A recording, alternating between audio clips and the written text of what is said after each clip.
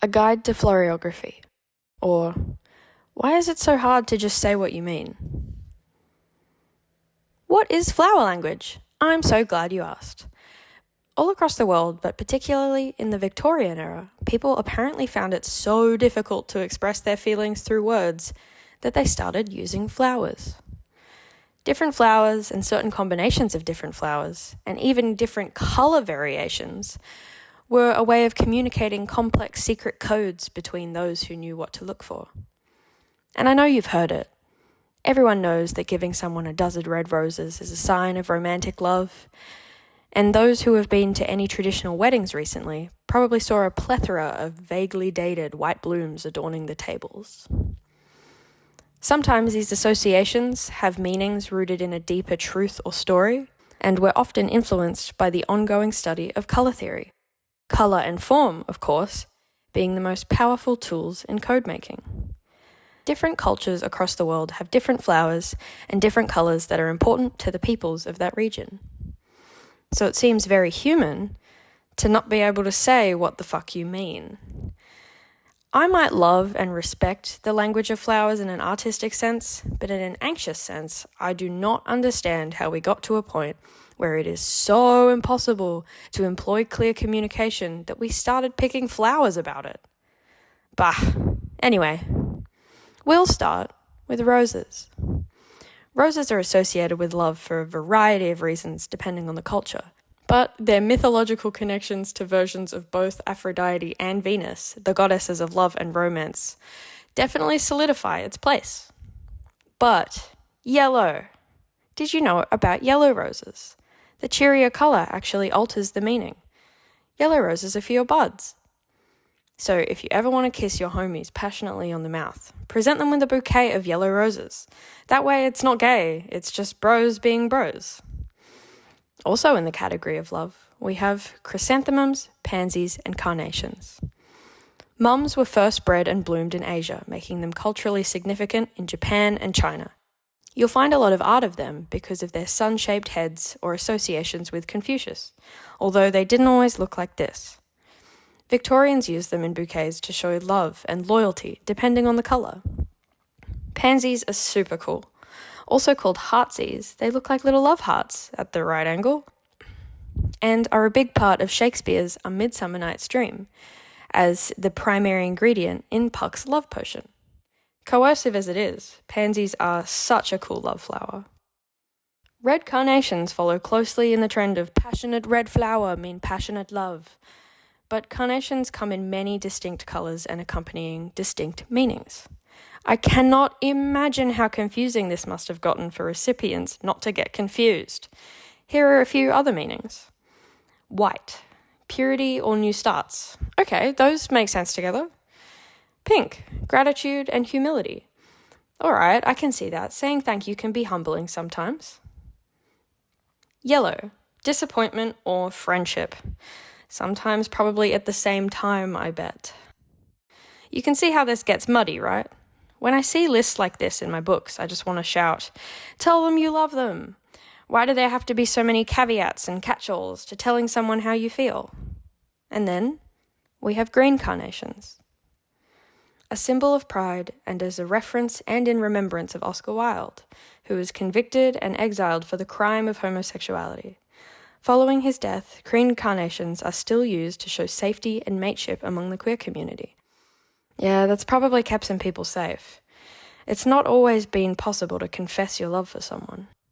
In fact, there are a lot of different times when it's not safe to express your feelings like that.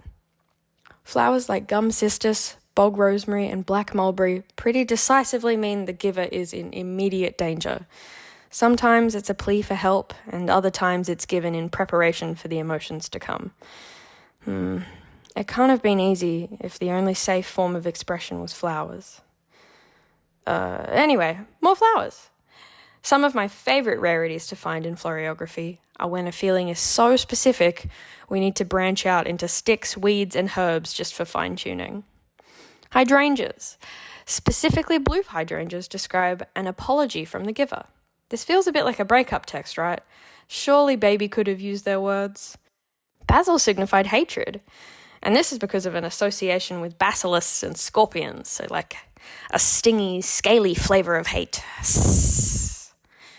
Stinging nettle can, yep, you guessed it, prevent and break curses placed upon you. You guessed that, right? Justitia, which ever so specifically represents the grace and perfection of female loveliness. What a charmer. Elderflower, among other things, can have the added bonus of preventing lightning from striking you, which I'm sure is very handy. Eyebright is thought to represent the ability to see past worldly illusions and find truth. It really is like its own language. These are flowers that describe feelings that English doesn't even have concise words for yet. Heliotropes describe devoted adoration. But when looking into the myth behind the name, it flavours the feeling a bit more. Etymologically, heliotrope means to turn and face the sun. It goes that a water nymph named Clytie fell in love with the Greek god of the sun, Helios. Every day, Clytie would watch his chariot ride across the sky and pine for him.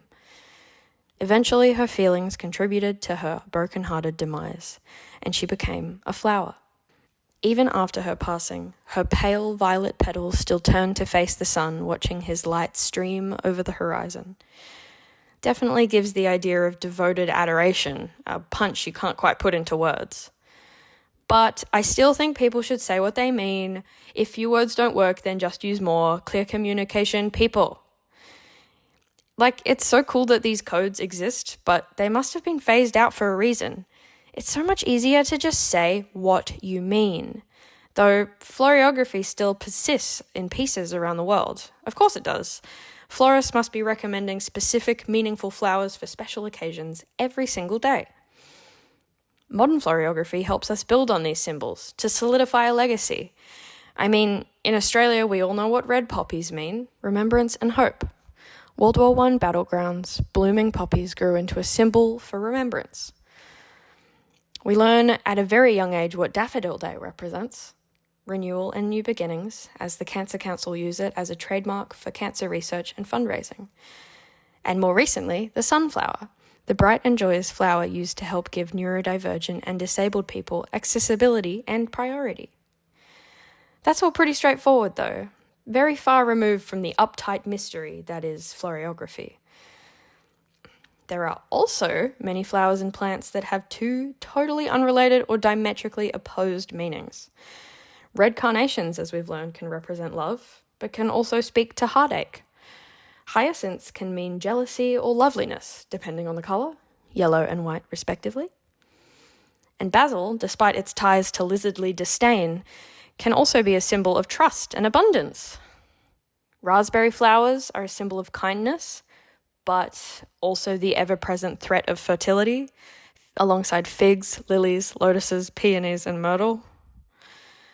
Sunflowers are a reclaimed symbol of joy, but have also been used to warn against false riches. I mean, surely there were just too many feelings that sunflowers had to double up, right? Is there any purpose to being misunderstood like this? The thought terrifies me. I feel like if I ever sent flowers to a loved one, I would stress out about being misunderstood to the point I would request any irrelevant flowers be removed from a bouquet until it's left flat and singular. I just, why don't people say what they mean? It's so hard to understand people.